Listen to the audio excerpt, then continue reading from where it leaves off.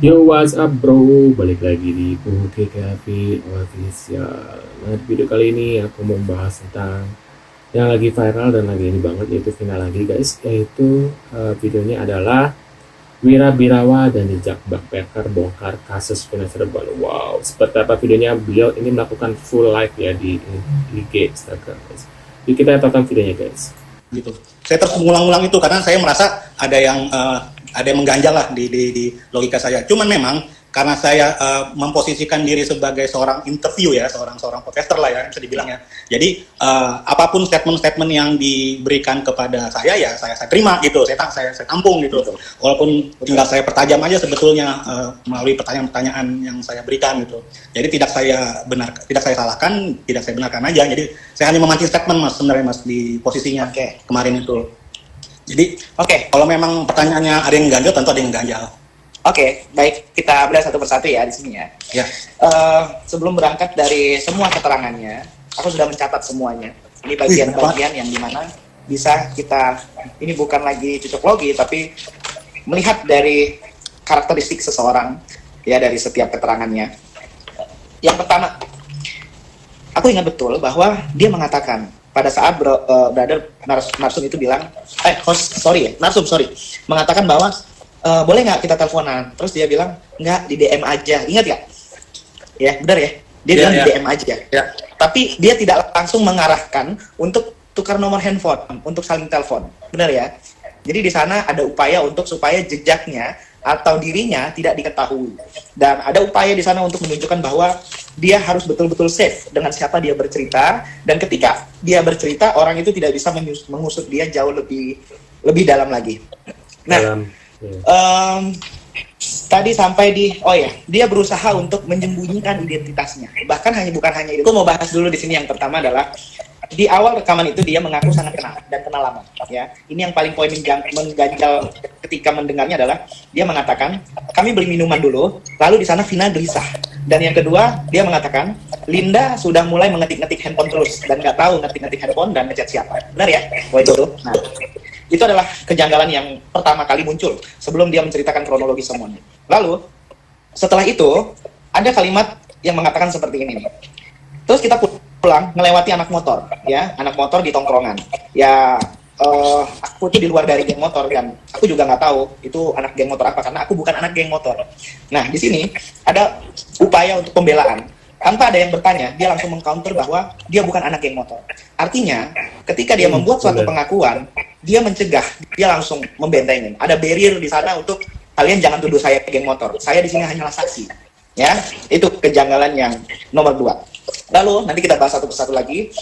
Selanjutnya, ini yang paling menarik nih. Setelah itu pulang, suruh Linda telepon dan chat Eki. Jadi mereka kan pada saat itu jalan pulang, lalu Vina minta ngajak pulang. Akhirnya mereka berpisah. Ya, dari cerita dia nih, dia mengatakan, kok Eki pergi tuh duluan gitu. Waduh, kan tadi disuruh berhenti dulu, kalau nggak salah isi bensin ya kata dia ya. Lalu akhirnya dia bilang suruh Linda telepon dulu, suruh chat dulu, kenapa mereka duluan gitu. Dan dikasih pesan lagi terakhir, nanti tunggu dulu di rumahnya Vina biar bisa pulangnya bareng-bareng sama Eki. Bener ya? Ini ya. Dari sini udah banyak sekali yang janggal, dan menurut saya ini ada kolerasinya dari cerita dia nanti di belakang. Nah, lalu dia mengatakan, nah ketika itu Linda langsung masuk rumah.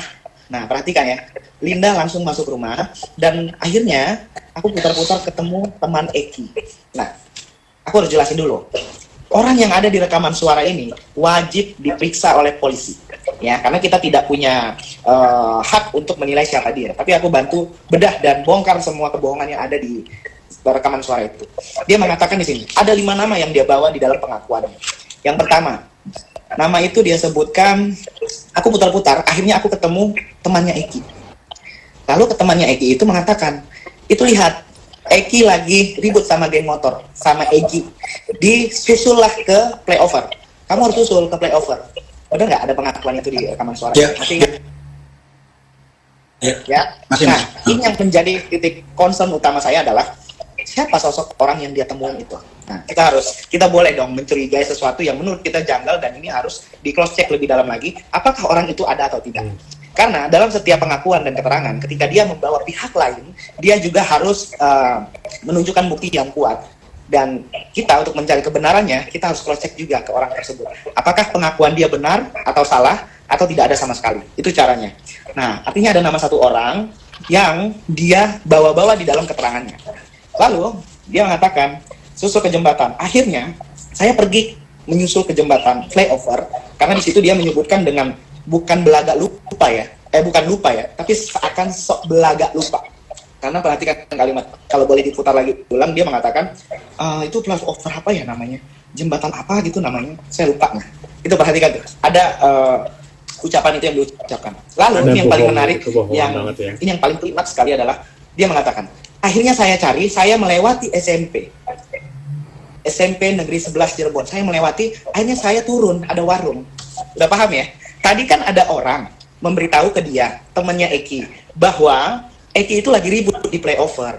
Nah, terus dia malah jalan melewati SMP Negeri 11 ini. Pertanyaan pertama saya adalah, apakah orang yang memberi informasi itu, yang dia katakan teman Eki, posisinya berada di belakang titik SMP itu? Nah, di sini aku akan tunjukkan titik letak lokasinya. Nah, jadi ketika kita menganalisa sesuatu, kita juga harus mengumpulkan bahwa dia adalah seorang pelaku, karena dia tidak langsung ke meeting disiksa di dekat SMP itu. Maksud saya begini, kenapa sih lu bilang ada orang ngasih tahu, lu mau ke flyover, tapi lu malah berhenti di SMP, terus mengendap-endap ada warung, ya kan? Itu pertanyaan besar bagi saya. Nah, ada kejanggalan selanjutnya. Dia mengatakan, di warung itu saya ketemu sama seseorang, terus saya bilang, untuk coba ayo kita lihat ke dalam. Perhatikan ya, ada kalimat ayo kita lihat ke dalam, tapi orang ini tidak berani, orang ini takut. Posisi warung itu sudah mau tutup, itu yang dia katakan. Poinnya adalah, dia mengatakan ayo kita lihat ke dalam. Jadi artinya, apa yang dia sampaikan adalah hasil dari visual atau ingatan yang pernah dia alami, atau imajinasi dia, bahwa tempat titik lokasi itu terjadinya di dalam ruangan atau di dalam gang. Nah, pertanyaannya gini, berarti sudah ada 2 orang, tapi dia tidak menyebut nama. 2 orang ini dia libatkan di dalam ceritanya. Poinnya, dia bilang, kita mau lihat mengendap-endap, tapi orang ini nggak berani. Akhirnya saya lihatlah sendiri. Eki disiksa di situ, terus almarhum Vina dan Eki disiksa. Terus saya melihat saya nggak berani. Ada yang janggal dari semua cerita ini. Cerita saat dia sampai di tempat SMP negeri ini. Dia mengatakan begini, aku melihat Eki sudah tidak berdaya, dan aku akhirnya tidak bisa menolong dia. Ada yang dia lupa bahwa dia sangat mengetahui bahwa Eki itu sudah tidak berdaya. Kalau saya mencoba menjadi peran sebagai saksi, saya tidak akan berani mengatakan atau menjudge bahwa korban itu sudah tidak berdaya kalau jaraknya itu sangat jauh. Jadi orang yang bisa berbicara dia melihat korban sudah tidak berdaya, itu dikarenakan dia dalam posisi yang dekat. Pertanyaan, masa iya pada saat terjadinya penyiksaan itu tidak ada satupun orang yang tahu? Mungkinkah saat almarhum itu disiksa tidak ada teriakan? Ya, ini nalar logika saya nih mulai terangsang untuk mencari tahu kebenaran ataupun kepalsuan keterangan dari rekaman suara itu. Nah, kita lanjut lagi. Di warung itu dia menyebutkan lagi ada laki-laki, artinya sudah ada 2 ya laki-laki yang disebut. Nah, lalu Eki tidak sebentar. Saya potong langsung ke. Nah, akhirnya di rekaman itu host Narsum bertanya kembali. Boleh nggak? Ini pertanyaan terakhir ya. Coba jawab sejujur-jujurnya. Jawab sejujur-jujurnya. Apakah kamu benar melihat dan menyaksikan? Dan itu yang aku dengar dari rekam itu. Terus dia menjawab, untuk melawan mereka ini harus pintar, kata dia. Nah, untuk melawan mereka ini kita harus pintar.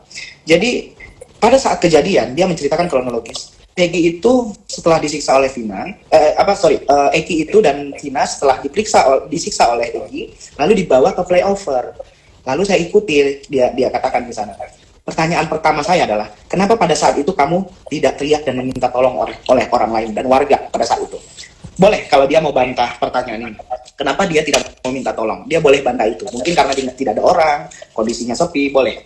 Tapi nanti aku akan jawab bantahan itu. Dan lalu dia katakan lagi, setelah itu dia mencari bantuan dan dia balik ke warung lagi. Perhatikan ya, jarak antara SMP itu yang dia katakan ada warung dengan flyover itu jaraknya huruf L kebalik gini. Nah, artinya lu udah lihat di flyover, terus lu ngapain balik lagi kan? Lalu kenapa lu tahu nama flyover di awal cerita? Karena di awal cerita dia mengatakan kan, ada teman Eki menyuruh saya untuk lihat tuh di flyover ada Egi dan Eki geng motor lagi mau ribut begitu. Artinya dari cerita ini dia menyimpulkan bahwa seakan-akan dia ada di dalam cerita itu, bahwa keributan itu dibalik sama dia. Yang tadinya dari SMP negeri itu ke flyover, tapi cerita di awal dia balik dari flyover tapi ke SMP negeri, dan akhirnya dia menemukan titik pertamanya. Oke, lanjut lagi nih. Nanti habisnya kita bedah ya, kejanggalannya banyak sekali. Tadi sudah ada 2 nama yang dia libatkan di dalam ceritanya pada saat kejadian. Lalu akhirnya aku cerita ke teman satu kampung, ya. Aku ngabarin keluarga Vina. Nah ini sangat janggal sekali. Dia bilang dia cerita ke teman satu kampung, dia mengetahui cerita yang sebenarnya. Nah ini tidak ada nama lagi, dan dia sangkut pautkan lagi orang lain di dalam cerita ini. Dia mengatakan untuk ngabarin keluarganya Vina bahwa Eki dan Vina telah dibunuh atau kecelakaan, ya. Tapi anehnya dia mengatakan, tapi ketika saya sudah mau pergi ke rumahnya keluarga Vina, saya lihat ada orang memberi kabar lebih dulu. Nah, saya ingat betul ada pengakuan dari keluarganya Vina almarhum bahwa ada memang orang yang mengabarkan ke rumah mereka bahwa terjadinya kecelakaan. Ya, jadi kita masih asumsi dulu nih bahwa ini orang pengakuannya benar dan dia memang saksi. Nah, dia mengatakan, saya mau ngabarin, tapi tiba-tiba udah ada orang duluan yang ngabarin. Nah ini pertanyaan besar sekali. Apakah jangan-jangan orang yang mengabari keluarga Vina pada saat itu dia yang suruh? Ya. Lalu di sini dia balik lagi katanya ke flyover. Dia balik lagi ke flyover.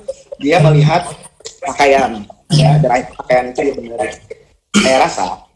Saya rasa sesuai firasat saya. Kalau dia benar ada di lokasi itu dan melihat mayat almarhum Vina, yang dia katakan, dia bilang dia benerin bajunya, celananya. Katanya dia sudah menganggap adik dan kenal lama. Kenapa pada saat kejadian dia cuma membenari aja, maksudnya membenahi aja. Yang pertama poinnya katanya tadi mau cari bantuan.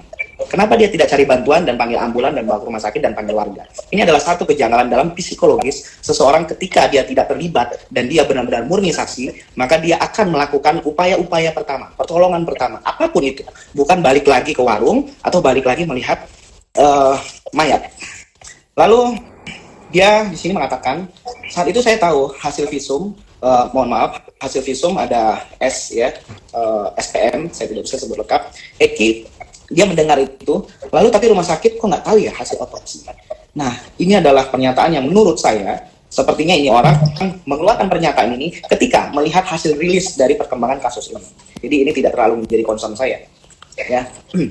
Lalu dia mengatakan bahwa Eki dan Vina itu almarhum dipukul pakai balok dan batu. Sementara kita tahu betul ada keterangan lain yang mengatakan dengan bambu. Nah, lalu di sini adalah lagi yang paling disiksa di sana adalah Vina. Dia adalah pelaku yang terlibat dan dia berusaha untuk menghilangkan jejak, merubah statusnya dari tersangka menjadi saksi. Dan yang ketiga, dia hanya berusaha pansos semata. Jadi menciptakan cerita-cerita baru dan opini-opini baru. Nah, dari 3 asumsi itu, polisi wajib untuk mendalami orang ini dan mencari asal muasal siapa identitas di balik suara rekaman. Wah, menurut pendapat kalian gimana nih guys ya? Apakah saksi ini benar-benar ini apakah dia itu 2 orang DPO yang dicari ini guys? Jangan-jangan ini adalah pelakunya ya, yang pura-pura menjadi saksi. Wah, menurut pendapat kalian gimana? Ini benar-benar jadi penasaran banget, dan ini harus terlibat nih ya. Dan polisi harus mencari orang ini nih yang di dalam rekaman itu guys. Kalian udah nonton kan? Udah denger kan suara rekaman itu di back channelnya Backpacker? Mungkin kan harus dengar deh kalau yang belum ya. Itu benar-benar agak ada menjanggal sih, seakan-akan orang ini tuh menyudutkan Linda guys. Menurut pendapat kalian gimana? Tulis kolom komentar. Terima kasih sudah mampir dan jangan lupa bantu subscribe channel Uki Cafe dan sampai jumpa di video selanjutnya. See you guys.